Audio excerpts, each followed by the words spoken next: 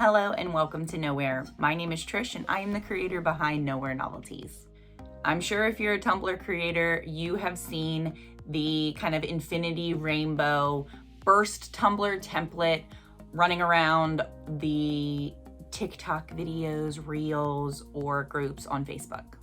A lot of people pair the rainbows with vinyl, pinstriping, multiple glitter colors and glitter schemes.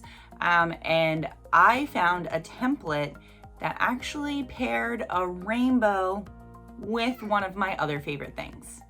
So feast your eyes on this Maleficent rainbow burst Tumbler tutorial. The pinstriping will take some patience, but it actually comes together pretty easily and just in time for Halloween. If you're ready, let's strap in and shoot for the stars.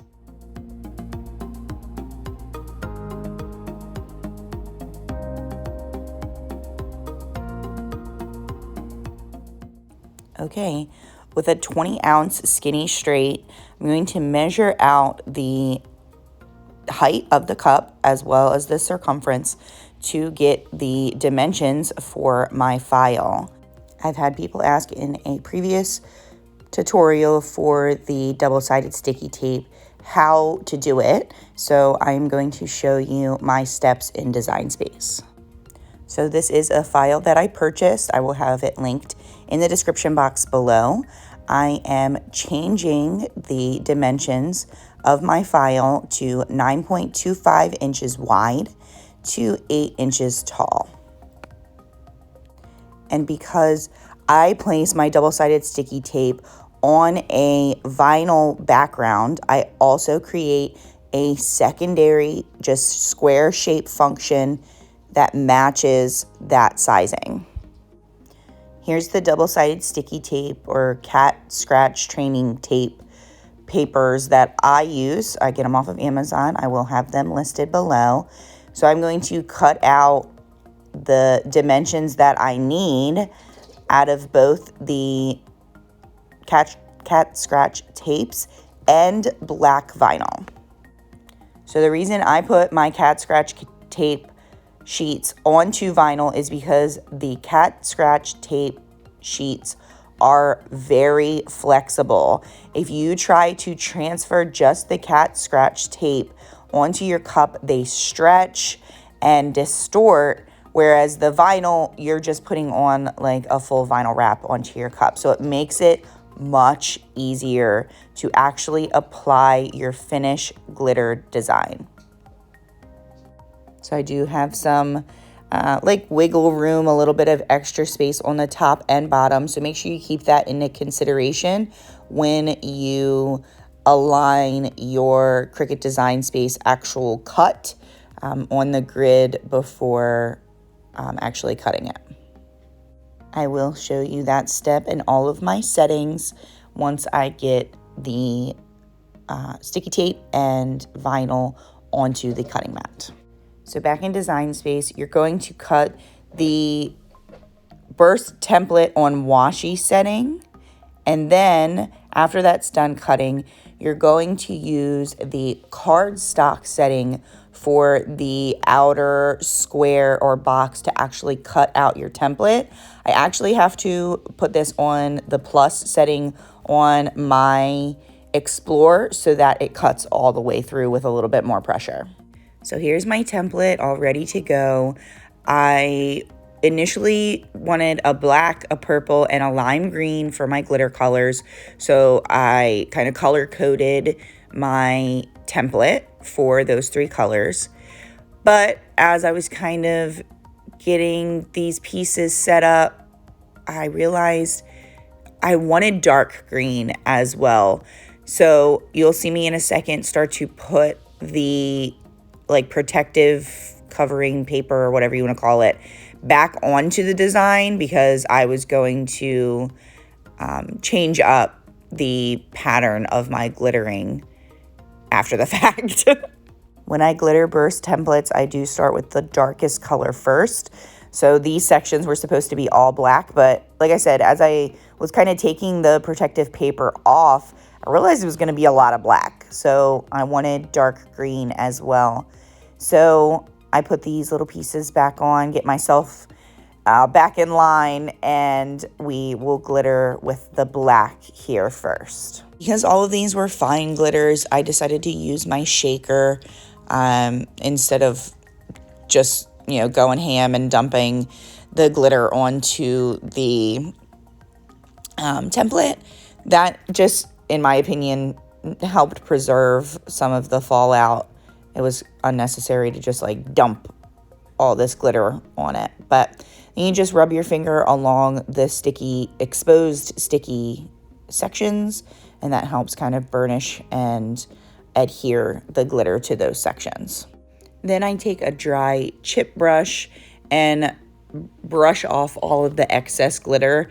The fine glitter does stick to the white protective paper, so you got to kind of get in there with a brush and get all of that off.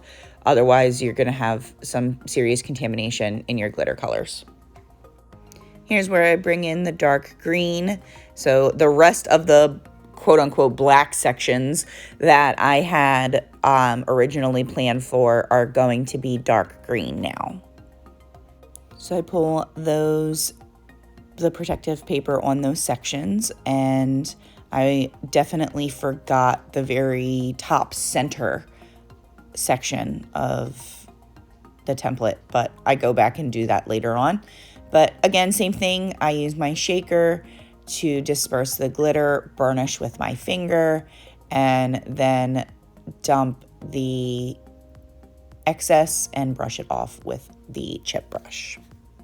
One thing I wanted to mention with this template is on the website Brave Danger Designs, where I got this template from, she had two options, an SVG, but was only for compatible with Silhouette, and then a PNG for Cricut users. So I did purchase and download the PNG version, but I don't know if you've seen, as I was pulling the protective paper, there are actually small, fine lines, basically. So each of the lines for this design was cut out like its own shape. That's really the only way I can describe it. So it frustrates me that the template was like that. It actually is the same way for the pinstripe design of the template. So right here you see me pulling that that finer piece of the backing paper. So that was frustrating. It honestly shouldn't be like that. I don't know if I could have downloaded the SVG version, but I downloaded the PNG because it said the SVG wasn't compatible with Cricut. It was only for Silhouette. So just bear that in mind if you do download this template. Back to the glittering process. I am obsessed with this purple from Mr. Nola's Glitter. It is the deepest but so vibrant dark purple. It flashes so beautifully. I really knew I needed this dark purple on this template. And last but certainly not least is the lime green. Lime green is my favorite color, so I knew I wanted Maleficent's horns to be the lime green section to really set off this design. I know you're screaming through your screen right now, Trish, you forgot a section. Again, that's the top section of dark green that I missed in the very beginning. Again, I do go back and fill that in. So once this is completely glittered, you do want to spray seal this with a clear sealant, a clear spray paint, Rust-Oleum 2x clear. That's what I did. I spray painted it, I believe, twice. It definitely probably could have used maybe one more coat, as you don't want any of these glitters to transfer on one another. Once your sealant is dry, we're ready to move on to getting this template onto our cup. Like I mentioned before, because we added the vinyl to the back of our sticky sheet, you're essentially going to treat this just like you would a full vinyl wrap. And get about 1 inch of my backing paper cut off so that I have an anchor point. I line up the vinyl to the top of the cup, anchor down that inch of vinyl, and then just slowly start working your backing paper off. Now, it's really important to note that you do not want to like push or rub your template, your glitter template, because you can actually push the glitter around and then you're going to create like wonky spots. I epoxied this twice, I believe, because my seam on the back was a little 3D, so I tried to get that a little smoother. And then we were ready for pinstriping. I tried multiple ways to get these pinstripe lines onto the cup. Very first try was just hand placing them. I did try transferring them with transfer tape. Ultimately, I did find that just hand placing them worked out fine. I was able to line the individual sections up a little bit easier than with just transfer tape.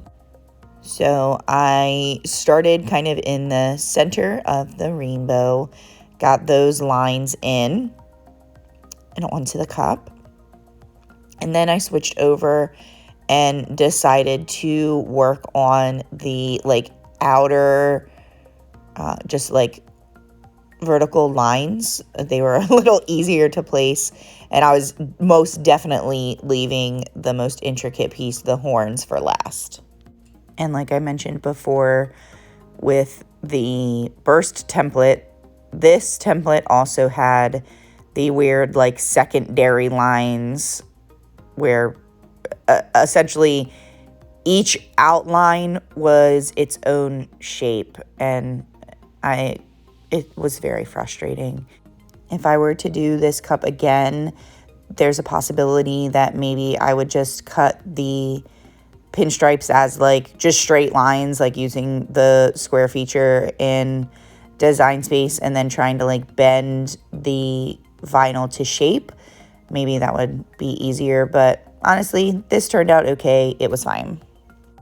So to make my life easier with the horns, the most intricate part of this, I cut the individual shape up into sections and laid out this like top little arch, and then each of the individual horns, and then the lines, the like vertical lines down the kind of rainbow pattern. And the horns are the only part that gave me a little bit of trouble because of how like curved the template was, but I got them on there. It was okay. After a little bit of struggle, the second horn went better than the first. But now just a quick note, because I know the final result is a little bit different than what you're seeing right now on camera. I actually went in with acrylic paint and another layer of glitter on the lime green sections because it did not have the pop that I wanted. So my final result has a much brighter lime green section than what you're seeing right now, and that would be the reason why.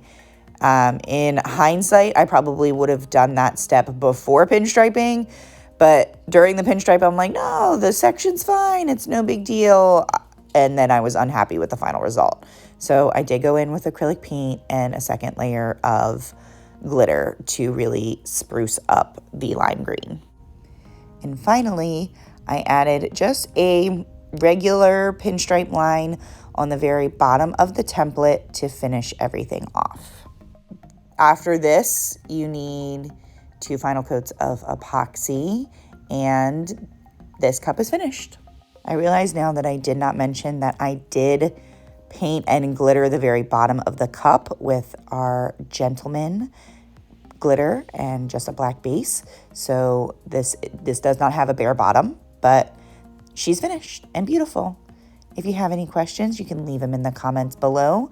I'm happy to help, and I hope to see you guys real soon. Bye-bye now.